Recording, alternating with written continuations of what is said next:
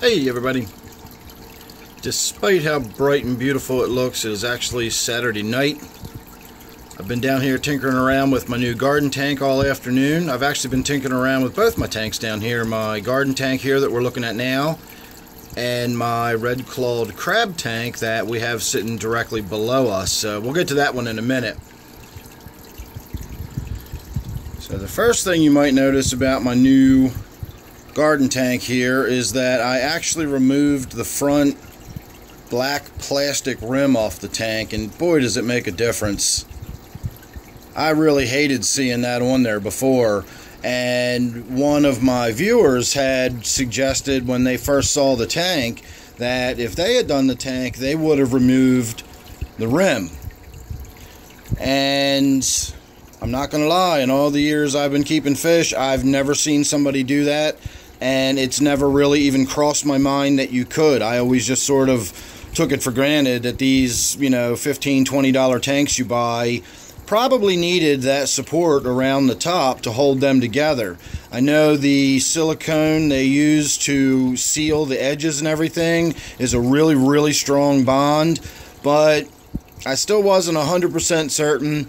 I watched a few videos on, different people and the way they did it. I read a few articles about it, and so, like most things, I kind of picked and choose what worked for me, and I did it my own way. And all I did was I cut the front part off. If we look closely here, you can see that the black plastic actually continues down along the side, all the way across the back, and then all the way around. And instead of cutting it this way, I cut it this way, so it actually does come around and hold this corner together. All I removed was this front section here. And the way I did it was I took an old knife that has been lying around in an old toolbox I had. I have no idea where it comes from. I think it was one of my grandfather's old knives he used to stir paint with or something. And so I actually have them sitting right here. So I used this old knife. Still got the black plastic stuck to it. I used my torch to heat it up. Once it was heated, I cut the edges there, sort of, just heated and rolled around the edges. I did it over here on the other side too. Of course, I took everything down. I even took the filter off. I took all the plants off. I was going to try to take the whole filter off, the whole rim off at first, but I decided against it, being full of fish and rocks and water and everything. I decided we would just go ahead and do this front part. So that's what I did. I heated that little knife up with my torch. I then took my crab knife and ran it up underneath of that seam, both on the inside and the outside, and then I was able to just remove that. If you don't know what a crab knife is, then you probably are not from Maryland, and I'll leave you to figure it out or look it up. So that's how I did it, and it was pretty easy to remove it. No great loss if I ever want to use this tank for something else. I kind of felt a little bad, like I was ruining the tank or, breaking it apart or something. But for what I got, I'm more than happy with the way I did it. So, big improvement in my opinion. I also moved the rocks around over here just a little bit. I created a little more of a waterfall effect. More importantly, I created more of an underwater overhang effect, and it gives you more of a look of depth into the tank.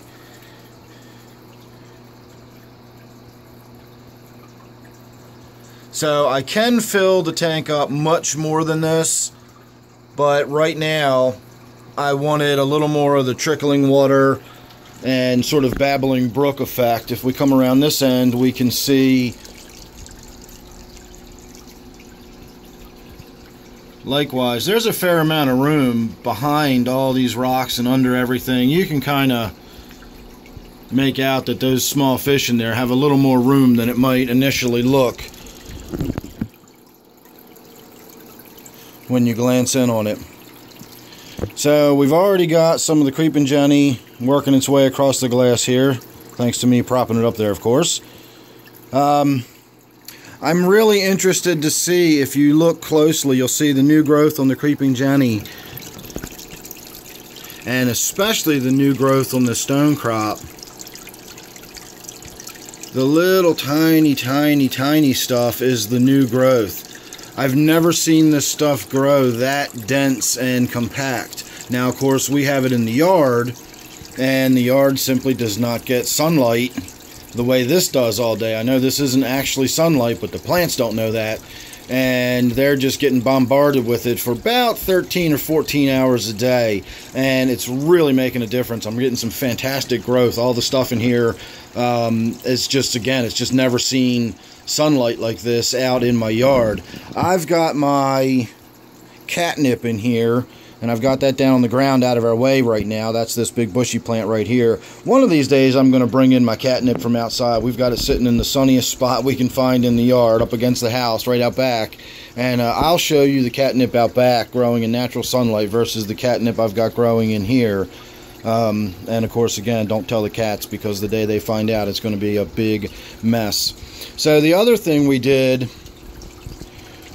was, when I came in this morning to start working on cutting that rim off, I could smell my crab tank didn't smell good.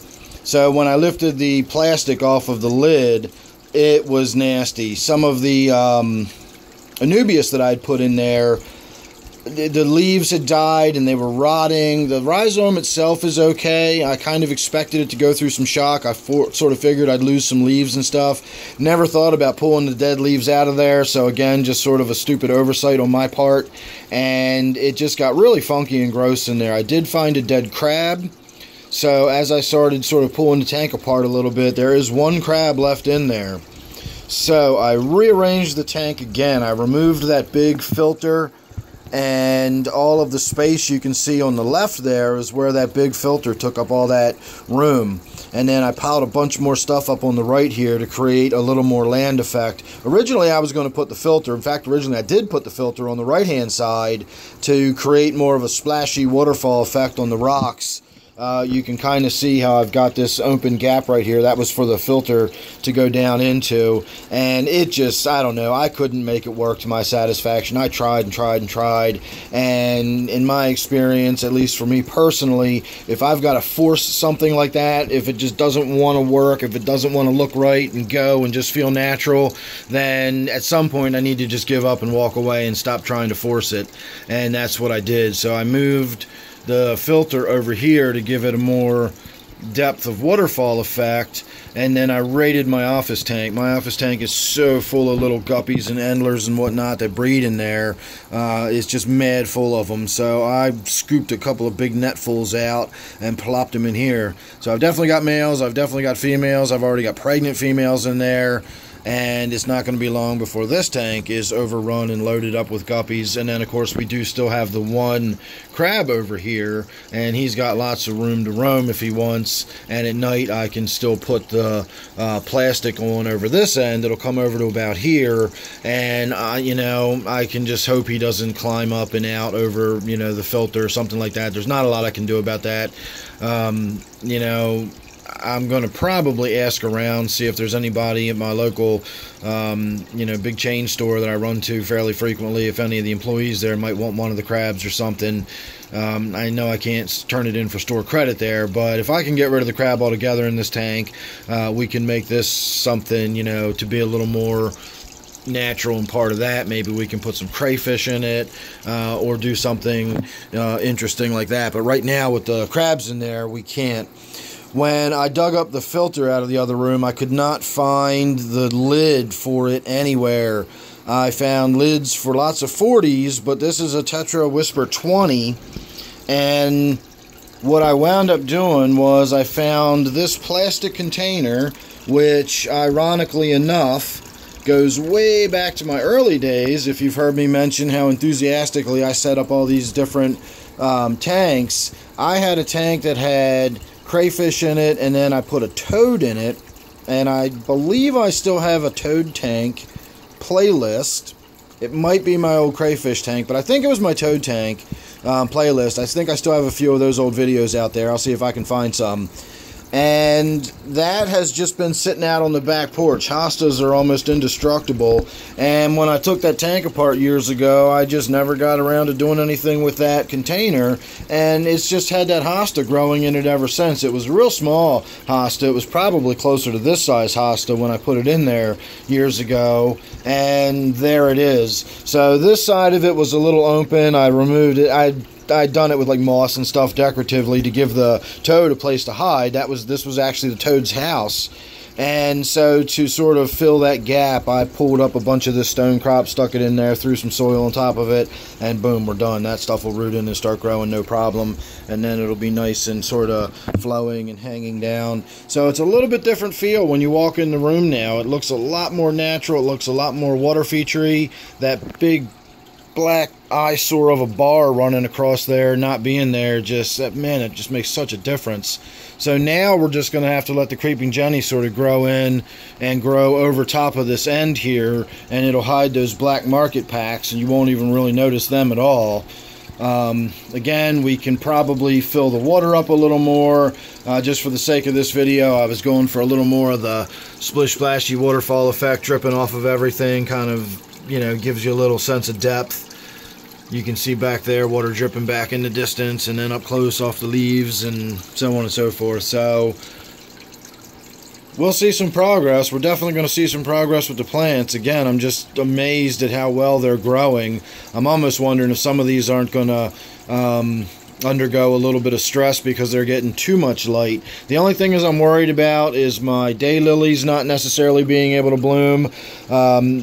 They're pretty far away from the light. They're way out on the periphery, and I don't know if that's going to be enough light to get them to actually, you know, have these flowers bloom. These flower heads got started when it was outside, and then I dug them up, and you can see now that I've brought them in, they're still swelling, they're still getting bigger, but we'll see if they really make it all the way to blooming. And then actually, if you look back here, you can see how all this is starting to grow upwards. And then I've got a couple of more fiddleheads on the ferns back there, so the fern is definitely still continuing to grow. And then if you look at this coleus here, look at all the new growth coming in inside the coleus. Look how dense that is. So I'm telling you, this LED is pretty amazing as far as having a grow light. So there you go, everybody. There's your Saturday night update of my new garden tank, or I guess I should say my new garden tanks. I kind of feel like my red-clawed crab tank is sort of being incorporated into this other one. And you know, honestly, I've got another 10-gallon tank in the other room. I might work on getting the rim off of that one altogether, and then whenever I get rid of that crab, I'll just change this over altogether, and we'll put these guppies right in a different tank, and maybe we'll do a rimless tank down there. Who knows, maybe we can lift it up a little bit higher. In fact, I actually have this tank sitting on top of another empty 10-gallon tank. I couldn't think of what to put it on that would lift it up just about a foot off the ground, and then I realized it'll fit perfectly on top of another empty tank. So there is actually some rocks and some gravel and some stuff if I need to find any more you know, stuff to trick the tanks out there. I've got some more rocks and stuff that I completely forgot about in the tank under this tank. So like I said, there you go. This is probably going to morph and change quite a bit over the summer. I've been having a lot of fun with this. This is definitely my new project to tinker with for a little while. So I'm not neglecting my other tanks. I'm trying not to neglect them on the videos. So one of these days in the very near future, we're going to be doing an around the world update. So you don't want to miss that. Make sure you're subscribed, of course, and you won't miss any of them. So don't forget, I am calling this one here my new garden tank. Thanks again for watching. Hope you enjoyed, and I'll see you next time.